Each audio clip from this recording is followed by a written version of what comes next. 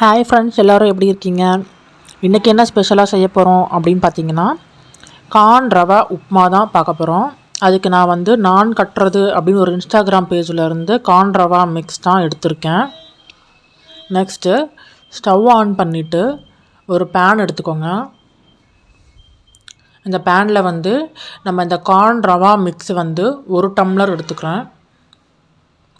1 tumbler சேர்த்துட்டு அது நல்லா வாசனை வர வரைக்கும் நல்லா வறுத்துக்கலாம். நல்லா வாசனை வந்த உடனே இறக்கி வச்சுட்டு ஸ்டவ் ஆஃப் பண்ணிடுங்க.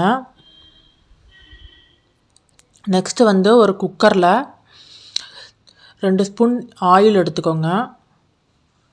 கொஞ்சம் கடுகு, கொஞ்சம் உளுந்தம்பருப்பு, 4-5 மிளகு, அடுத்து கடலைப்பருப்பு போட்டு நல்லா தாளிச்சுக்கோங்க. கடுகு நல்லா பொரிஞ்சதும் கருவேப்பிலை சேர்த்துக்கலாம்.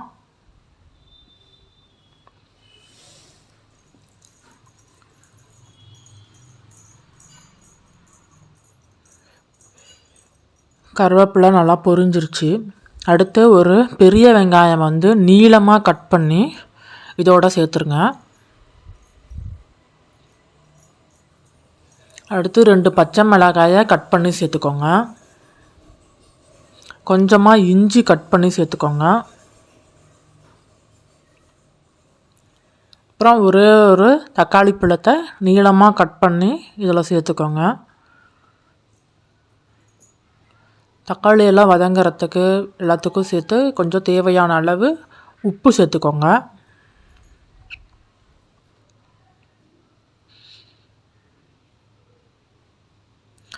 நல்லா கிளறிக்கோங்க.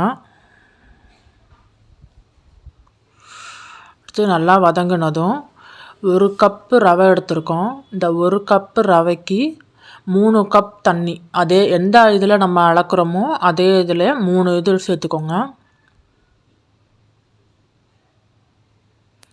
3 டம்ளர் தண்ணி, நம்ம 1 டம்ளர் ரவை எடுத்திருந்தோம், அதே டம்ளரில் 3 டம்ளர் தண்ணி சேர்த்துருக்கோம். இந்த தண்ணி நல்லா கிளறிக்கோங்க.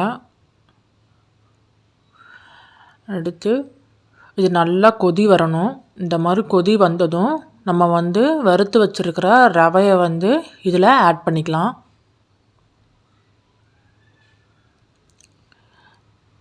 நல்லா கிளறிக்கோங்க, கட்டி விழுகாமல் கிளறணும். நல்லா கிளறினதும் ரவையும் தண்ணியும் ஒன்றா சேர்ந்து இப்படி இந்த பதத்துக்கு வரும்போது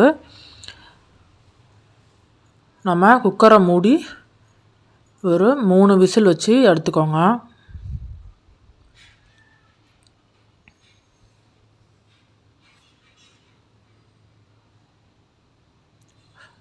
முடியாச்சு.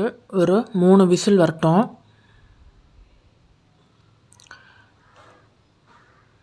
ஒரு விசில், 2 விசில், 3 விசில் வந்துருச்சு. ஆஃப் பண்ணிடலாம்.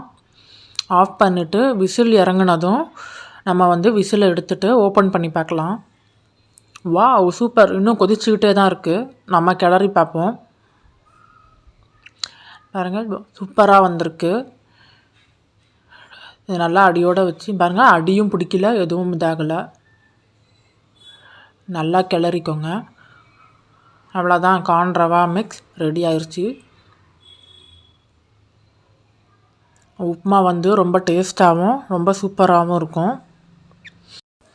இதை அப்படியே சாப்பிட்லாம், சூப்பராக இருக்கும். அப்படி இல்லைனா தேங்காய் சட்னியோடு சேர்த்து சாப்பிட்டிங்கன்னா இன்னும் அல்டிமேட் டேஸ்ட்டில் இருக்கும். நீங்களும் ட்ரை பண்ணி பார்த்துட்டு எப்படி இருக்குது அப்படிங்கிறத சொல்லுங்கள். இது ஒரு நல்ல ஹெல்த்தியான பிரேக்ஃபாஸ்ட் ரெசிபியும் கூட. இதை வீடியோ பிடிச்சிருந்துச்சுன்னா லைக் பண்ணுங்கள், ஷேர் பண்ணுங்கள், சப்ஸ்கிரைப் பண்ணுங்கள். தேங்க்யூ.